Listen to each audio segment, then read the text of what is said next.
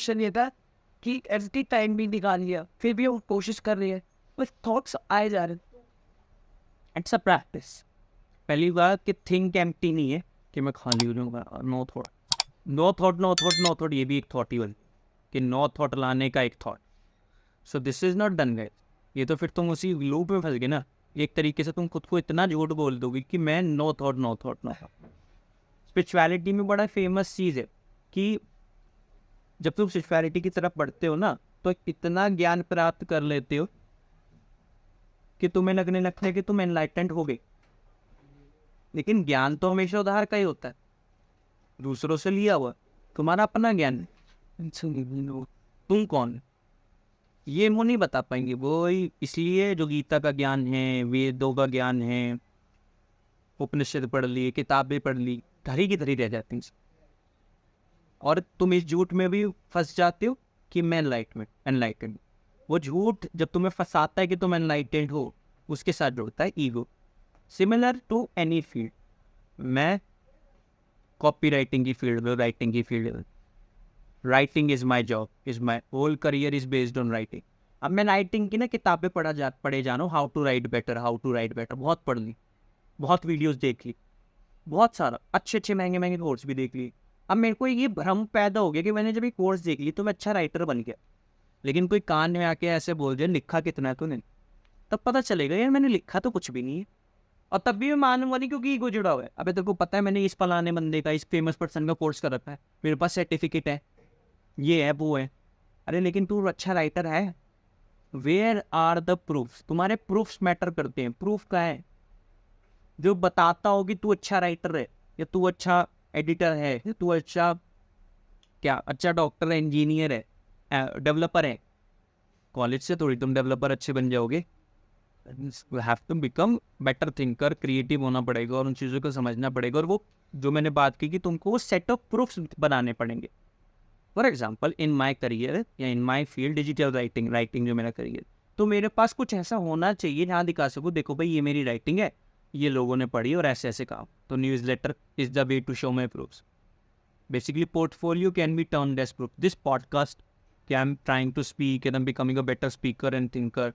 तो ये पॉडकास्ट एक प्रूफ हो सकता है कि देखो अब ये प्रूफ, जैसे मैं फंबल करा, तो that fumble is also proof that I am trying to improve and I am okay showing myself the way I speak.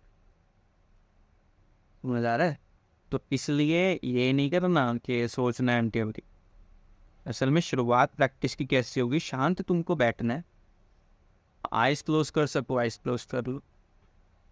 तुम देखोगे जैसे क्लोज करोगे बहुत सारी चीज़ें आने लग गई दिमाग में, जिनको ये लोगों ने, जो भी लोग हैं इनकी प्रैक्टिस करते हैं, उन्होंने इस टर्म को बोला है, इस प्रोसेस को बोला है कि मंकी माइंड। जैसे मंकी होता है कुछ ना कुछ करता रहता है, तो उसी प्रकार से थॉट टक टक टक टक टक टक टक टक टक चलते रहते।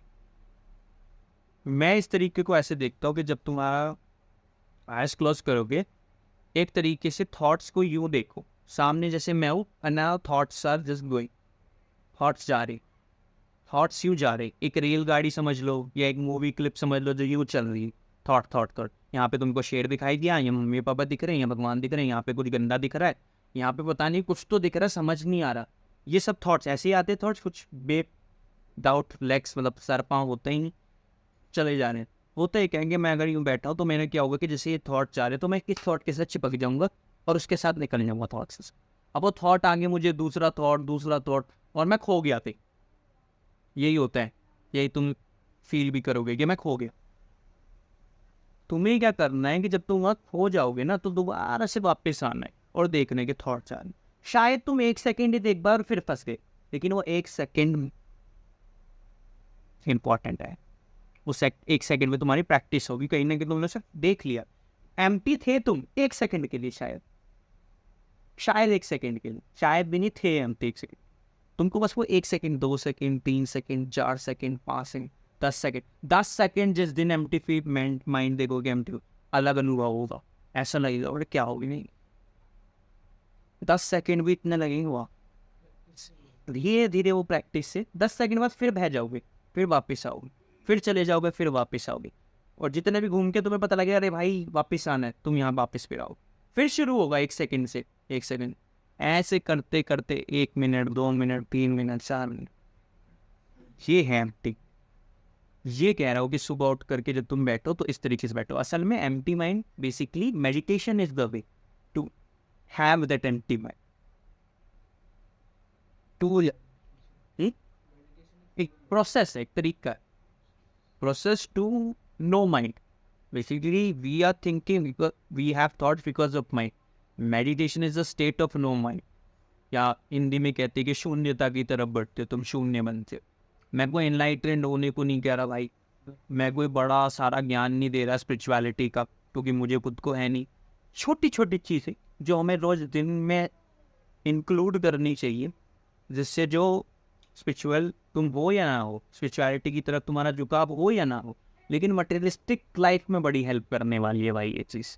तुम्हारा फोकस टूट जाता है, फोकस क्यों कर दो कि पढ़ सको, कमा सको, बढ़ सको, मटेरियलिस्टिक लाइफ की तरफ झुकाव है, तो ये मटेरियलिस्टिक लाइफ में ही तुमको आगे बनाएगा। Even I am towards the materialistic success. वही मैं बाबा संत तो उन्हीं ना बनने को कह रहा, मेरे को पैसा चाहिए यार, जो कैपिटलिस्ट हम मॉडल की बात करते हैं। और ये पॉडकास्ट भी वही है, क्यों मैं पॉडकास्ट ये वीडियो रिकॉर्ड कर रहा हूँ, तुमको मैं बिना कैमरे के भी बता सकता हूँ चीज़ें। कैमरा क्यों लगाए? सो दैट ये डॉक्यूमेंट होता रहे और मैं इससे कुछ पैसे कमा सकूँ। समझ आ रहा है? तो ये जो लेसन्स है मैं बिल्कुल बता दूँ कि स्पिरिचुअलिटी की तरफ नहीं ले जा रहे तुम्हें। असल में ब्रॉडर टर्म में तो स्पिरिचुअलिटी की तरफ ही ले जा रहे हैं, थोड़ा डीप बड़ा व्यू देखे, लेकिन मैं वो बड़ा व्यू तुमको दिखाना नहीं चाहता। रीज़न, तुम्हारा स्पिरिचुअलिटी से आ जाएगा कि बाबा बनना है, क्या मंक बनना है, क्या नहीं भाई। तुम कोई बाबा या मंक नहीं बनना है, तुमको बस थोड़ा सा टाइम सुबह अपने आप को देना है।